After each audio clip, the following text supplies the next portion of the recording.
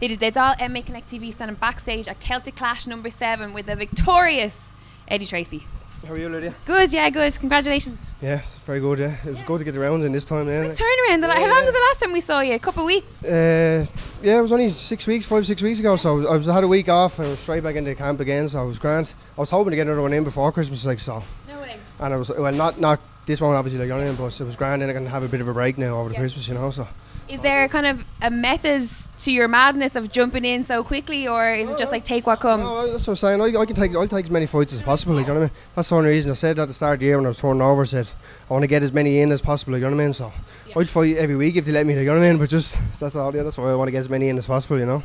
And what about like staying fresh? I mean, obviously people kind of say when you come off the back of a fight, win or lose, you know what I mean, you kind of need like maybe a week or two to settle back into things. I take about a week. I take about a few days off. I'm always training. I love training, like, so I'm always not too far off the weight either, like, so it's never really a big cut around like that, so it's always I'm always relatively fit enough to jump in, you know what I mean? So that's the whole point. I said I want to get as many in as possible, you know what I mean? So when the fight comes, I'll take it, you know.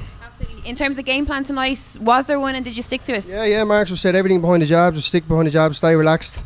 I knew this guy was tough. He has like 46 fights. He's only been stopped like 7 times or something like that. So I knew it was going to be tough, and I knew it was going to be a challenge even to try to get him out there. But I didn't. I just stayed composed, everything behind the jab, working everything and waiting for the opens. 1 or 2 shots I hit him with hard, and he had an effect. But I didn't want to put the pressure on too much. I want to stay composed and get the rounds in, and I got them in. So we see a lot of times with guys that are durable like that you know, it's very rare that you'll see him get put away, that it can be quite frustrating, you know, when you're throwing all your best shots at him. It wasn't like that. His guard was very tight, and I was thinking to myself, I was hitting him with 1 or 2 hooks that got through, and I could feel they were heavy shots, like, and I was like, and they were having no effect on him, you know what I mean? So I said, I'm not going to be able to get this guy out there fairly handy, so I just walked behind the jab, but I seen the jab was marking him up, like, so, and the jabs were getting through, they were hurting him, like, so I just stepped behind the jab and just got the rounds in, more experience. So I'll learn more off that fight than I will off any knockout, like, so that's why it was good to get the rounds in. Get the rounds in, get the experience, and pick the good. When you go looking for the knockout in a fight, it's never there. Sorry, pull away again. You're all right.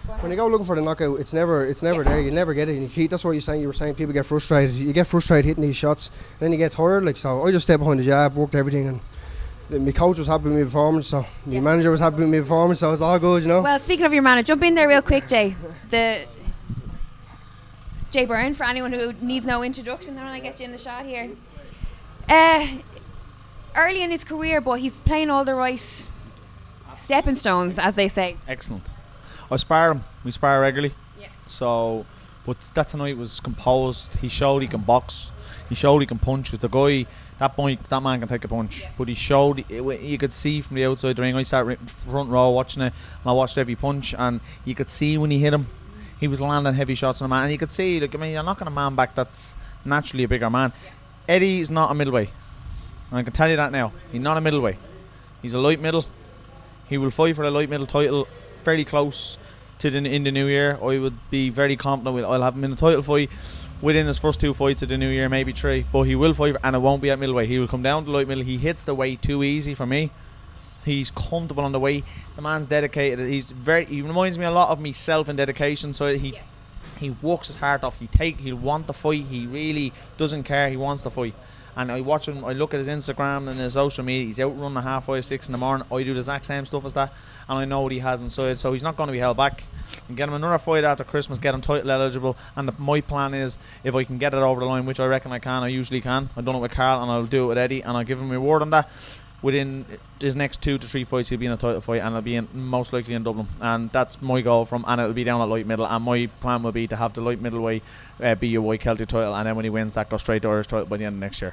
Amazing. It's up to him then to go and win the titles, but I'll put the opportunities in front of him, which I promised him from day one, and that's my job, and that's what I'll do for him. Well, speaking of your job, what I was going to ask you there was, like, how comforting is it to know that you have a manager that has, like, it's so much set in place? I mean, like, there's managers out there who are like, oh, we'll see what comes up, or, you know, you have a definite, like, a plan in place, you know what I mean, and a big plan in place for next year. Yeah, that's it, because I'm close to Jay, like, you know what I mean, we do a lot of sparring together. He's always on the phone to each other, so he knows what he wants from me, you know what I mean, and he wouldn't go and say something that I didn't want, or he'd come to me first before, so we have that mutual respect there, so it's good to have it that way, you know. Yeah. And in terms, I suppose, from a management point with you, Jay, like, what was the one thing that you saw in Eddie? Because obviously, like, you can be a good fighter, you can, like, train hard, but for someone to come and say, well, I want to have you on my team, I want to manage you, there has to be something a little bit more special, right? I worked with Eddie before. We worked with Eddie. I boxed Eddie in an exhibition as an amateur. He came and worked with me when I was doing the semi-pro shows. He had 2 fights on them. And the natural thing was, I believe, from what we had worked together, was for me to just help him out, come with him. We don't do signing contracts. You're on a 3-year deal. You stay with me for 3 years. We shake our hands. We have a handshake agreement. Eddie, what Eddie wants, he will get once it's realistic. He's not a man that goes out looking for world titles. He's a man that knows where we're at, what we're doing.